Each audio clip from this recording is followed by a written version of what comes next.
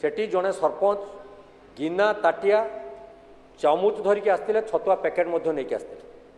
आमपाई के लज्जाकर कथा से गणमाध्यम प्रकाश पाइला जे सबुठारु निम्नमानर छतुआ और तार परिमाण कम जदि आमर किलिकिया पैकेट अच्छी से भी आप 50-100 ग्राम कम आप पाँच 200 ग्राम भी कम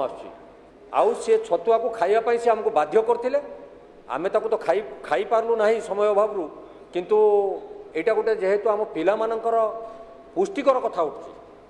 तांको आमे समाज रे जेतले प्रतिष्ठित करिया पे जाउचंती जोटा सिद्धांत भाई कहउतले घरई छतुआर जदि मान ठीक अछि तो सेठी काहे कि मान गुणात्मक मान ह्रास पाउछि आज समस्त सरकारी ऑफिसर महोदय मध्य प्रश्न करंतु टिके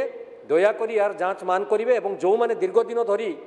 ये कथा को कब्जा करी रखिचंती ताको पई कोन पदक्षेप निया जिवो माननीय मंत्री महोदय उत्तर रखिवे। माननीय मंत्री बाचस्पति महोदय विधायक महोदय जो आवेगर कथा उठेचंती विभाग ताकू विचार को नब